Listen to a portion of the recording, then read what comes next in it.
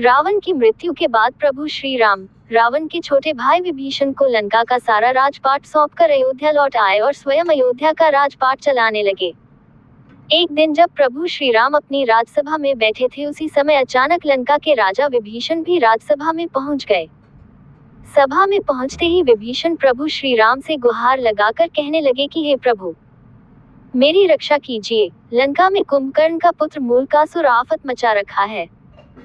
कुंभकर्ण का पुत्र था मूलकासुर। विभीषण ने प्रभु श्री राम को बताया कि कुंभकर्ण का यह मूलकासुर नामक पुत्र असल में मूल नक्षत्र में पैदा हुआ था, जिसकी वजह से कुंभकर्ण ने इसे जंगल में फेंकवा दिया था। जंगल में फेंके जाने पर इसका पालन पोषण मधुमक्खियों ने किया था। मूलकासुर बड़ा होकर ब्रह्मा जी की घोर तपस्या किया। उसकी तपस्या से खुश होकर ब्रह्मा जी ने उसे वरदान दिया था।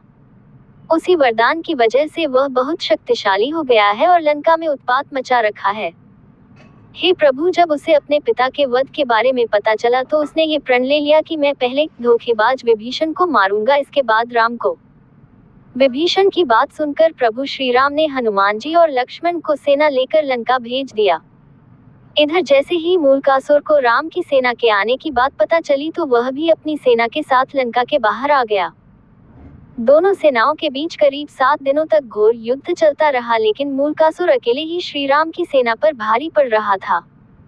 उधर प्रभु श्री राम जब अपने मंत्री सहित लंका पहुंचे तो उन्हें भी युद्ध के बारे में पता चला, जिससे वे चिंतित हो गए।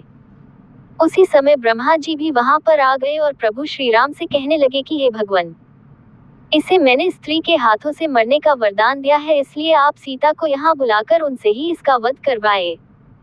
ब्रह्मा जी की बात सुनकर प्रभु श्री राम ने हनुमान जी को अयोध्या भेजकर माता सीता को लंका बुलाया।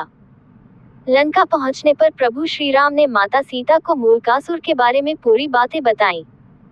प्रभु श्री राम की बात सुनकर माता सीता को क्रोध आ गया। क्रोध में ही उनके शरीर से एक तामसी शक्ति निकल पड़ी। ये शक्ति सीता की छाया में चंडी का रूप धारण कर लंका की तरफ चल पड़ी। सीता ने मूलकासुर पर चलाए 5 बाण। उधर प्रभु श्री राम का इशारा पाकर वानर सेना मूलकासुर की तांत्रिक क्रिया को तहस नहस करने लगी, जिस पर मूलकासुर क्रोध में अपनी तांत्रिक क्रिया को छोड़कर वानरों को खाने के लिए उनके पीछे दौड़ पड़ा। वानरों के पीछे दौड़ते दौड़ते वह युद्ध के मैदान तक आ गया। युद्ध के मैदान में पहुंचकर जब वह सीता की छाया को देखा तो गरजकर बोला, तू कौन? इस पर सीता की छाया ने गर्जना करते हुए कहा कि मैं तुम्हारी मौत चंडी हूँ। तूने मेरा नाम लेने वाले ऋषि मुनियों को खा डाला था, इसलिए अब मैं तुम्हें मारकर उसका बदला लूंगी। इतना कहकर छाया सीता ने मूलकासुर पर 5 बाण चलाए। दोनों में घोर युद्ध हुआ। अंत में छाया सीता ने चंडिकास्त्र का प्रयोग करते हुए मूलकासुर का वध कर दिया। मूलकासुर का वध करने के बाद छाया सीता वापस लौटकर माता सीता के शरीर में प्रवेश कर गई।